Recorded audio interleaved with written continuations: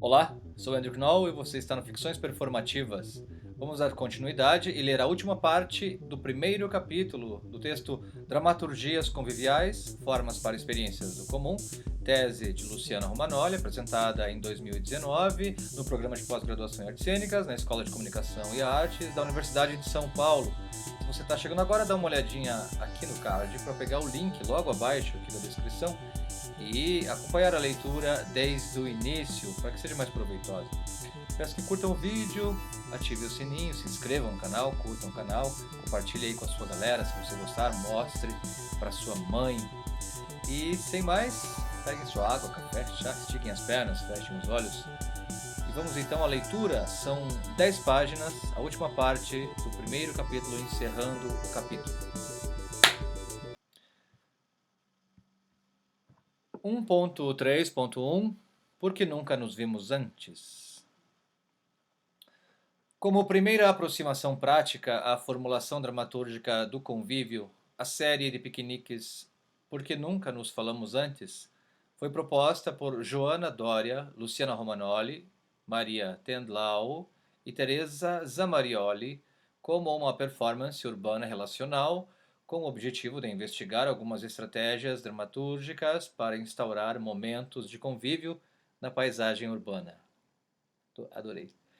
Nota 104. A série de piqueniques Por que nunca nos falamos antes originou-se como exercício do curso de Práticas Site Specific e de Performance Urbana, ministrado pelo diretor teatral e professor Antônio Araújo, de março a junho de 2015, na pós-graduação da ECA USP. Continuando. O local escolhido foram as imediações da Praça da República, em uma das regiões mais movimentadas de São Paulo, com um trânsito intenso de pessoas, desconhecidos que passam uns pelos outros com pressa, guiados por uma lógica utilitária própria do capitalismo, sem estabelecer relações entre si ou com o entorno. Muitas delas transitam desterritorializadas, como quem perdeu a corporeidade, pelos espaços descarnados da cidade-espetáculo, sem nunca se apropriar deles. Nota 105.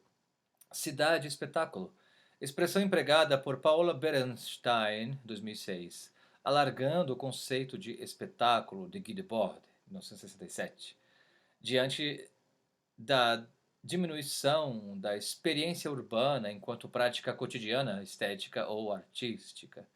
Segundo a autora, Paula Bernstein, os espaços públicos contemporâneos, cada vez mais privados ou não apropriados, nos levam a repensar as relações entre urbanismo e corpo, entre o corpo urbano e o corpo do cidadão, o que abre possibilidades tanto para uma crítica da atual espetacularização urbana, quanto para uma pesquisa de outros caminhos pelos urbanistas errantes, que passariam a ser os maiores críticos do espetáculo urbano. Continuando. Cenários onde os vínculos sociais estão decompostos, onde a corporeidade se enfraquece diante de relações virtualizadas e do imperativo da produtividade. Para Bourriot, o fracasso formal da modernidade evidencia-se nas transformações das relações interhumanas em produtos. Ou ainda, segundo Bourriot, perante as mídias eletrônicas, os parques recreativos, os espaços de convívio, a proliferação dos moldes adequados de sociabilidade, vemo-nos pobres e sem recursos, como o rato de laboratório condenado a um percurso invariável em sua gaiola, com pedaços de queijos espalhados aqui e ali. Assim, o sujeito ideal da sociedade dos figurantes estaria reduzido à condição de consumidor de tempo e de espaço, pois o que não pode ser comercializado está fadado a desaparecer. A noção de uma sociedade de figurantes trazida por Bourriot opera em dualidade com a figura do protagonista, como uma hierarquia de poder, tal qual o figurante está destituído. Ele não produz, ele consome. E o que é mais importante, saindo desse binômio mercadológico, ele não manifesta sua singularidade senão por escolhas predeterminadas, dentro do espectro de produtos à disposição. Nesse contexto, as ações performáticas da série Porque Nunca Nos Falamos Antes levantaram questões formais e éticas acerca das possibilidades de uso do dispositivo relacional como gerador de convívio. Cada etapa seguiu um programa, elaborado com o propósito de ser um ativador de experiências, e configurou uma ação autônoma que seria determinante para a configuração da ação seguinte. O primeiro deles, a obra Piquenique Zero, se propunha a criar uma ação baseada em Community Specificity, num espaço convivial. Nota 106. Sobre a virada do Site Specific para a Community Specificity, ver Kwon, Mi-won. One Place After Another, Site-Specific Art and Locational Identity. Cambridge, Massachusetts, Institute of Technology, 2002. Retomando, o primeiro deles, o Picnic Zero, se propunha a criar uma ação baseada em Community Specificity, num espaço convivial. Foi realizado na calçada de uma das ruas laterais à Praça da República, onde um grupo de imigrantes senegaleses vendia tecidos, máscaras, esculturas de madeira e outros objetos de origem africana. Sobre o chão foram armadas duas pequenas estações, delimitadas cada uma por um pedaço de tecido de 1 metro quadrado, comprado deles, sobre o qual foram dispostas uma caixa de suco e outra de pães de mel, como mínimo incentivo para a conversação, considerando o papel da alimentação na sociabilidade e na convivialidade. Segundo Flandrin e Montanari, o primeiro elemento que distingue o homem civilizado das feras e dos bárbaros é a comensalidade. O homem civilizado come, não somente e menos por fome, para satisfazer uma necessidade elementar do corpo, mas também e sobretudo para transformar a ocasião em um momento de sociabilidade, em um ato carregado de forte conteúdo social e de grande poder de comunicação. Flandrin e Montanari, 96. O primeiro convite foi feito verbalmente aos senegaleses. Aceitariam conversar alguns minutos com brasileiros? Apenas 2 assentiram e, no momento da ação, um desistiu. Aos brasileiros, alunos do curso de práticas Site Specific e de Performance Urbana, o convite foi mediado por um cartaz com os dizeres: "Você topa conversar com um desconhecido por 5 minutos?" Empunhado pelas performers. A certa altura, um rapaz do Congo apareceu e imediatamente aceitou fazer parte da ação, ocupando a segunda estação. As conversas, um a um, foram parcialmente mediadas pelas performers, que se mantinham mais ou menos presentes de acordo com a sensibilidade de cada uma diante da dupla à sua frente, e expunham, quando considerassem oportuno, cartas com proposições dramatúrgicas como cante uma música da sua juventude, como era o quintal da sua infância, ou o que você estava fazendo em setembro de 2012. Após a ação, o feedback do grupo de brasileiros foi de que havíamos conseguido estabelecer o jogo de modo não impositivo, uma delicadeza. Contudo, para as performers mediadoras, alguns problemas ficaram evidentes. 1. O fato de haver mais brasileiros do que africanos acentuou a disparidade já existente nas relações de poder determinadas pela origem, brasileiros versus imigrantes, e classe econômica, estudantes da USP versus trabalhadores informais. Após algumas conversas, o senegalês já estava cansado. A intenção de aproximar brasileiros e estrangeiros, efetuar ligações modestas, pôr em contato níveis de realidade apartados, travou diante do constrangimento do senegalês em continuar sendo observado pelos brasileiros, que esperavam a sua vez de conversar, e da queda de sua disposição para a conversa. 2. Os brasileiros faziam mais perguntas aos africanos do que o contrário, reforçando as relações de poder hierárquicas e a abordagem do imigrante como o outro e exótico. Dessa experiência surgiram então os seguintes questionamentos, que julgamos pertinentes a um amplo espectro de trabalhos forjados por meio de dramaturgias que organizam o convívio. Ponto. Ao propor uma forma relacional, como respeitar o desejo individual de conviver ou não com outras pessoas? Outro ponto. Como estabelecer relações conviviais que não reproduzam estereótipos nem hierarquias? Outro ponto.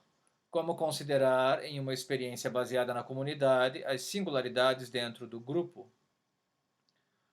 Outro ponto. Como a dramaturgia proposta poderia fomentar mais as trocas baseadas no diálogo entre as diferenças culturais, por exemplo, as diferentes músicas que se ouvem na infância no Brasil, em Senegal ou no Congo, e ou na emergência do comum entre esses sujeitos, haver alguma relação com a música na infância. Com os questionamentos acima descritos ainda em aberto para a próxima ação, julgamos que o trabalho baseado em Community Specificity extrapola a dimensão da convivialidade com implicações próprias no campo ético que não poderiam ser ignoradas e exigiriam uma pesquisa específica. Decidimos então concentrar-nos na criação de dispositivos relacionais para gerar convívio sem o filtro da comunidade étnica e montamos os dois programas seguintes. Piquenique autônomo. Uma toalha posta sobre o chão de uma rua de comércio, calçadão, do centro da cidade de São Paulo. Dom José de Barros. Pratinhos, copinhos, talheres, frutas, suco, bolo. Também algumas poesias, imagens de pinturas de pessoas reunidas em lugares bucólicos para uma refeição e vasos de flores. Como convite, 2 cartazes com os dizeres: este piquenique é para você, fique à vontade. As performers observam à distância sem intervir.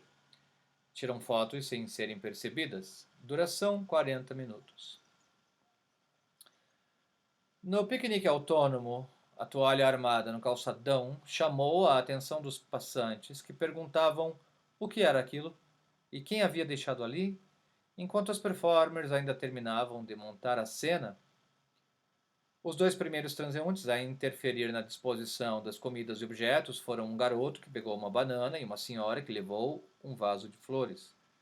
A observação continuou à distância, com as performers camufladas entre a multidão. Foi possível constatar algumas atitudes recorrentes. Primeiro, o fluxo de aproximação dos transeuntes obedecia à seguinte dinâmica: quando 2 ou mais se aproximavam, isso atraía um grupo maior. Quando esse grupo saía, porém, a toalha ficava vazia por algum tempo e os passantes olhavam-na curiosos, mas desconfiados, até que uma nova dupla se aproximasse e atraísse um novo grupo. A toalha, sozinha, despertava estranhamento e desconfiança, enquanto a presença de outras pessoas comendo, bebendo e interagindo com os poemas criava uma zona mais atraente e confiável para a aproximação. Segundo, essa zona de confiança, contudo, dependia da condição social das pessoas próximas. Quando um homem em situação de rua aproximou-se, a confiança não se instaurou. Ninguém se aproximou. Terceiro, em nenhum momento do piquenique alguém se sentou na toalha para comer, beber, ler ou descansar. Este foi o comportamento mais surpreendente para as performers, pois o imaginário do piquenique inclui que os participantes se sentem na toalha ao redor da comida para compartilhá-la. Mas, vocês estão no centro de São Paulo, quem é que vai sentar ali? Tem que analisar o contexto. Vamos ver se ela vai falar do contexto e do entorno como influência. Retomando, continuando. As interações entre os transeuntes limitaram-se a breves momentos em que comiam em pé ao mesmo tempo ao redor da toalha, quando não apenas pegavam o alimento e levavam-no consigo. O alimento ofertado e os objetos não foram suficientes para disparar vínculos temporários entre as pessoas. Quarto ponto. Em cerca de 30 minutos, o piquenique desfez-se. O convívio não se estabeleceu. Os transeuntes, sem abandonar a condição de pessoas que estão de passagem, levaram não somente as comidas, mas os vasos de flores e parte dos poemas e das imagens. É possível comparar esse comportamento com o relato feito por Nicolas Bourriot sobre uma obra de Félix González Torres, artista a quem atribui desenvolvimento de formas de coabitação que demandam negociação entre os presentes e uma ética do observador. Diz Bourriot. Mas antes, nota 108. Bourriot emprega o termo coabitação de modo análogo ao convívio, existir ao mesmo tempo no mesmo espaço, para destacar na relação dos visitantes com as Candy Pieces de González Torres, problemas éticos relativos à coexistência, tais como a obediência institucional, a relação com autoridades, o consumo e a partilha. Ao tratar da convivialidade, essas questões também se impõem. Entretanto, acreditamos que o termo coabitar, ainda que uma de suas acepções seja ocupar, traz uma carga semântica de temporalidade prolongada, fixa, no sentido de moradia ou residência, que ultrapassa a situação convivial de estarem vivos, juntos, no aqui e agora da apresentação teatral. Lida a nota, então, a citação de Bourriot. Durante uma exposição de González Torres, vi alguns visitantes pegar todos os bombons que cabiam na mão e no bolso. Lá estavam mostrando seu comportamento social, seu fetichismo, sua concepção acumulativa do mundo, enquanto outros não ousavam ou esperavam um vizinho surrupiar um bombom para imitá-lo. As Candy Pieces, assim, apresentam um problema ético sob uma forma aparentemente anódina. Nossa relação com a autoridade e a maneira como os guardas de museus usam seu poder. Nosso senso de medida e da natureza de nossas relações com a obra de arte. Continuando. Com base nesse relato, Bourriot defende que a obra de arte deve ser avaliada como qualquer realidade social construída. Dentre as questões éticas que ele sugere, a que nos interessa diretamente é: esta obra de arte me dá a possibilidade de existir perante ela? Ou, pelo contrário, me nega enquanto sujeito, recusando-se a considerar o outro em sua estrutura? Segundo o raciocínio de Bourriot sobre González Torres, para quem a obra é uma negociação aberta na qual o artista não impõe sua autoridade sobre o observador, o piquenique autônomo configurou-se de modo semelhante, ainda que sem o enquadramento de arte que o ambiente de um museu determinaria de antemão. E, por isso mesmo, o convívio não se impôs, o que tem suas razões tanto nos limites da frágil estrutura dramatúrgica armada, nem a toalha nem as imagens de banquetes foram o bastante para sugerir esse tipo de partilha, quanto no desejo singular de cada sujeito que se envolveu ou não na ação. Então, por que eles não se sentaram? A relação dos passantes com o piquenique foi de consumo, não convivial. Embora o piquenique seja, dentro do nosso imaginário cultural, um rito social de compartilhamento, ele não teve força para romper a lógica de consumo e utilitarista com a qual os cidadãos relacionam-se com o tempo e com a cidade, sobretudo em uma região comercial movimentada, no horário da tarde. Muito menos para gerar vínculos, ainda que temporários, entre aquelas pessoas. Embora o piquenique tenha provocado um breve deslocamento perceptivo em relação ao horizonte de expectativas dos transeuntes para aquele cenário urbano, o convívio não se instaurou, ao menos não por meio desse dispositivo autônomo. Afinal, as pessoas desejam o convívio? Não é possível dar uma resposta generalizante, mas em alguns casos ela será positiva, conforme veremos no desenvolvimento do programa seguinte. Segundo programa, pique-papo. 2 banquinhos frente a frente, uma garrafa térmica com café, 2 xícaras. No calçadão de uma rua de comércio do centro da cidade de São Paulo. As performers abordam pessoas que circulam pela rua com a placa "Você topa conversar com um desconhecido por alguns minutos?" Duas pessoas que estejam disponíveis serão convidadas a se sentar nos banquinhos e conversar por alguns minutos. As performers as auxiliarão com sugestões de perguntas e assuntos que estarão escritos em cartões. A cada dupla de papeadores, as xícaras serão substituídas por outras limpas. Duração: 1 hora. No Pique-Papo, a proposta foi a elaboração de uma dramaturgia com um grau maior de condução e intervenção mais direta das performers operadoras. Para começar, o convite era mais explícito. Em 1 hora de ação, as performers interpelaram os passantes silenciosamente por meio do cartaz pergunta: "Você topa conversar com um desconhecido por alguns minutos?" E uma sucessão de duplas formou-se a partir de indivíduos que aceitaram o chamado. As mesmas sugestões de tópicos de conversa do Piquenique Zero foram apresentadas em cartões e seguidas ou recusadas ao gosto de cada dupla. As conversas variaram em tempo, conteúdo, intimidade e animação, o que se notava também pelas despedidas mais ou menos calorosas. Entretanto, grande parte delas manteve-se na superficialidade cotidiana. Ainda assim, independentemente do grau e da intensidade, algum convívio instaurou-se entre desconhecidos por alguns minutos. Ao avaliar as duas ações, pareceu claro que o programa empregado no Pique-Papo havia sido mais eficiente na instauração do convívio do que o experimentado no piquenique autônomo. Contudo, ainda não era o bastante para intensificar a experiência, de modo a incentivar uma zona de trocas intersubjetivas mais pessoais, uma espécie de confissão entre desconhecidos. Foi o impulso para a quarta e última ação, a obra O Chá. Voltamos às imediações da Praça da República com um novo programa, síntese dos anteriores.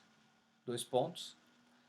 Convidar transeuntes para conversarem com desconhecidos por alguns minutos em toalhas de piquenique, enquanto servimos chá e sugerimos temas.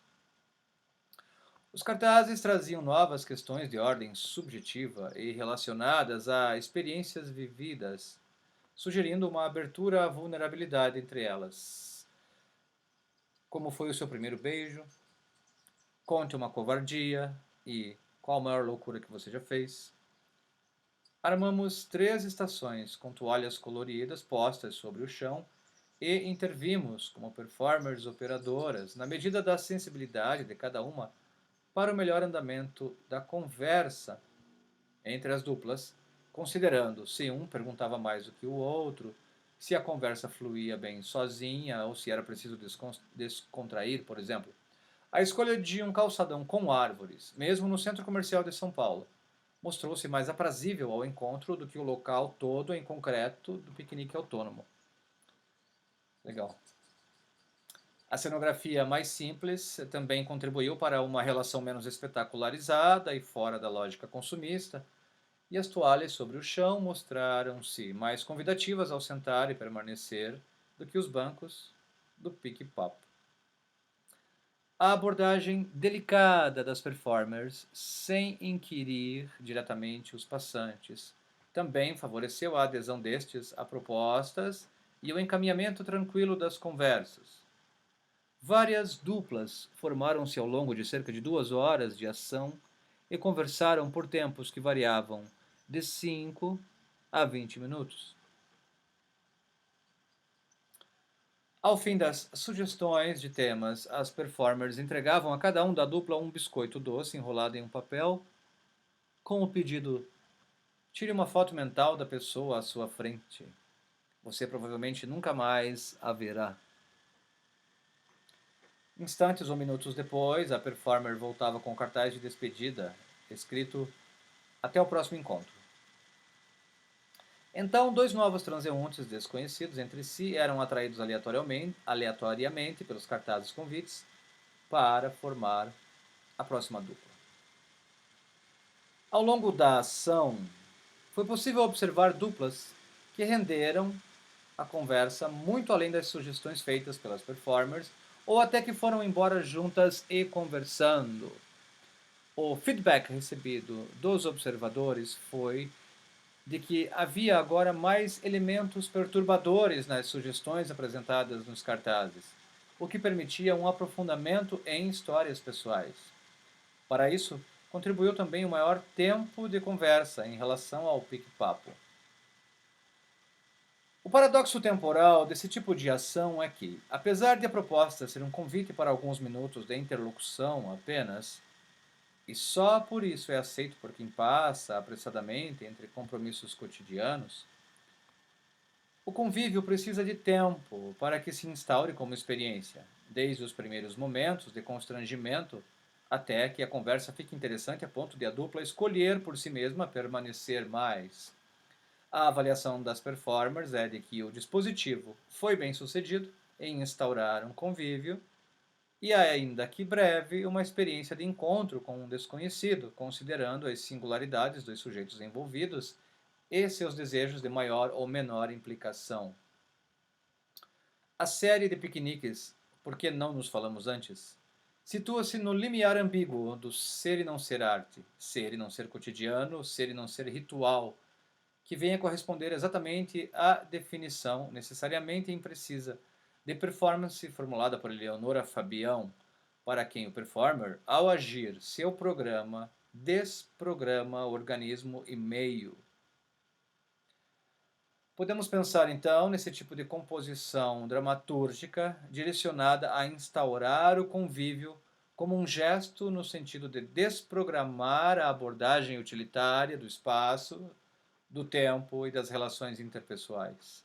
O performer seria aquele que, segundo teoriza Fabião, responde ao chamado por uma ativação do corpo como potência relacional, investindo na ampliação da presença, da participação e da contribuição dramatúrgica do espectador. Fabião, 2008. Essa contribuição dramatúrgica do espectador, em práticas cênicas que se propõem a instaurar o convívio, ocorre como um chamado pela ativação do corpo do espectador, também como potência relacional. É o caso da própria ação converso sobre qualquer assunto.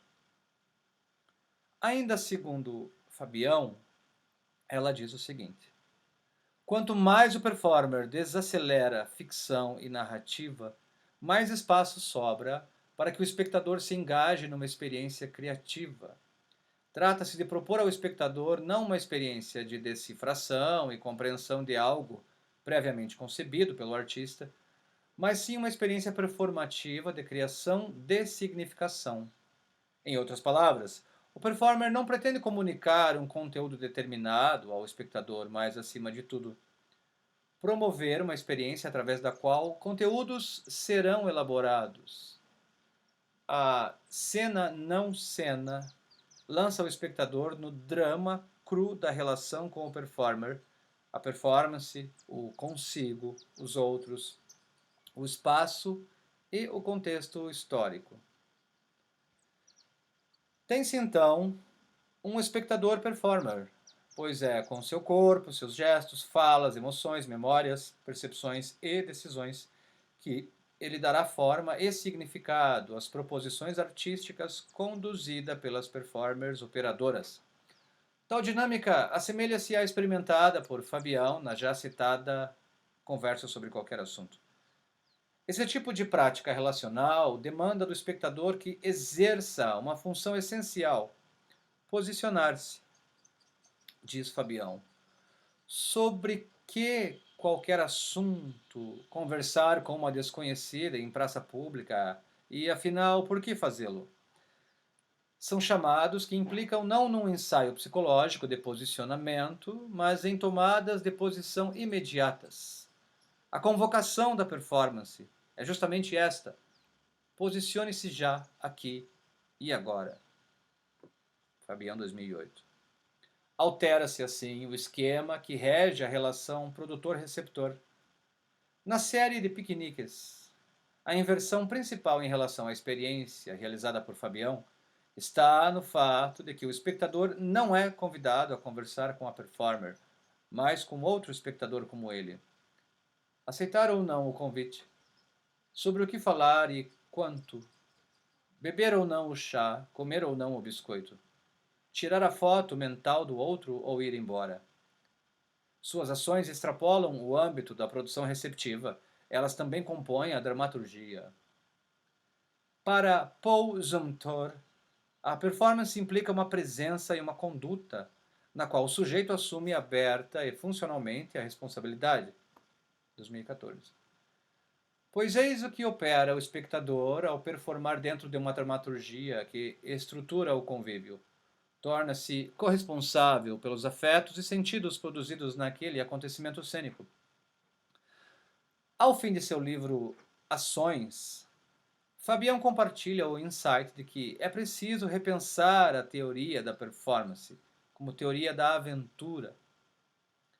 Para além e aquém de toda a discussão teórica apresentada até aqui, de todas as divergências e alertas já feitos e a fazer contra a ingenuidade intelectual e artística, de todo o rigor que uma pesquisa acadêmica requer, é preciso também que não se perca de todo algo desse espírito liberado para a experimentação e a aventura no contato direto com as dramaturgias que instauram o convívio pregnante e seu convite para nos colocarmos frente a frente, lado a lado, olhos nos olhos, pele com pele, disponíveis e vulneráveis para uma afetação pelo outro que não seja sentida como invasão.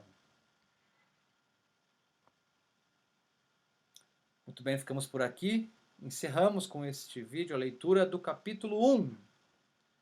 No próximo vídeo, iniciamos o capítulo 2, Estratégias para o convívio teatral. Obrigado pela sua audiência até aqui. Parabéns, Luciano Romanoli, pela pesquisa incrível. Curtam o vídeo. Se inscrevam no canal. Ficamos por aqui. Um beijo no seu coração. Paz e bem.